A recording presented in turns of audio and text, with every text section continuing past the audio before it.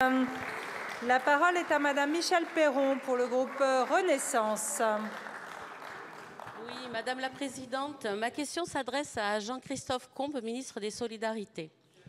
Le président de la République s'était engagé à garantir à chaque jeune enfant une place d'accueil. Suite à de nombreuses concertations, Madame la Première ministre a présenté les premières mesures du service public de la petite enfance jeudi 1er juin. Le gouvernement s'engage à répondre à une inquiétude légitime des parents. Par la création de ce service public que vous placez sous la responsabilité des communes, nous répondrons au plus près aux préoccupations des parents en pouvant leur apporter une solution cohérente avec leurs besoins, notamment grâce à la création des relais petite enfance qui leur apporteront les informations nécessaires. Le gouvernement sera aux côtés des communes pour la mise en place du SPPE, donc Service public de la petite enfance, notamment face à la pénurie des places d'accueil en consentant un investissement massif de 5,5 milliards d'euros pour atteindre l'ouverture de 100 000 places supplémentaires à horizon 2027, puis 300 000 à horizon 2030.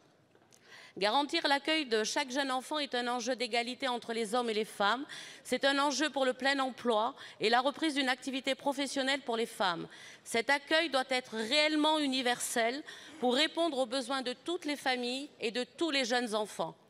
Que ce soit des familles monoparentales, des familles à horaires dits atypiques, des familles précaires ou des parents sans emploi, et enfin que les enfants soient en situation de handicap ou non. La qualité de l'accueil du jeune enfant reste la priorité. C'est pourquoi vous lancez des concertations sur des référentiels nationaux. Monsieur le ministre, pouvez-vous revenir plus précisément sur les contenus des mesures relatives à l'accueil du jeune enfant et sur les concertations en cours? Merci.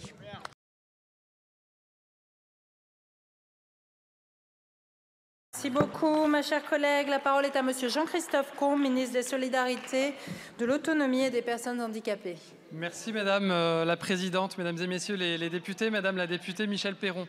Je vous remercie pour votre question qui me permet en effet de revenir sur les annonces faites par Madame la Première ministre jeudi dernier à Angers. Concernant le service public de la petite enfance, c'était une promesse, un engagement du président de la République pendant sa campagne, engagement à créer 200 000 places d'accueil pour les enfants de 0 à 3 ans d'ici à 2030. Alors il y a urgence parce que c'est sans doute le sujet le plus important pour les familles de notre pays aujourd'hui. En tout cas, c'est ce qu'ils demandent. C'est un frein majeur à l'emploi et c'est un sujet qui est au carrefour de plusieurs priorités, vous l'avez dit. D'abord, la politique du plein emploi. Aujourd'hui, c'est 150 000 personnes qui renoncent à un emploi pour pouvoir accompagner leur enfant. C'est un sujet qui vise à lutter aussi contre les inégalités de destin. Je rappelle que 5% des enfants des familles les plus modestes seulement ont une place en crèche, contre 20% pour les familles les plus aisées. Il y a un enjeu d'égalité entre les femmes et les hommes. Et puis, c'est un enjeu également pour la natalité dans notre pays. Cette réforme, c'est le fruit de longs mois de concertation avec l'ensemble des acteurs du secteur qui va nous permettre de proposer davantage de solutions aux parents qui soient accessibles, abordables sur l'ensemble du territoire, mais aussi d'assurer de meilleures conditions d'exercice pour l'ensemble des professionnels. Il y a deux volets dans ces propositions. Un volet qualitatif, c'est-à-dire qu'on va assurer des mesures d'amélioration de l'accueil pour le bien-être des enfants, mais aussi des contrôles. Et j'annoncerai d'ici à la fin du mois de juin un plan d'urgence qui reprend les recommandations du rapport de l'Inspection générale des affaires sociales pour la qualité. Et puis il y a un volet quantitatif. Là, on va faire des communes, du bloc communal, une autorité organisatrice qui donnera aussi au CAF, en dernier ressort, la possibilité de créer les places d'accueil nécessaires. C'est un investissement inédit, massif, vous l'avez dit, de près de 6 milliards d'euros qui seront déployés d'ici à 2027.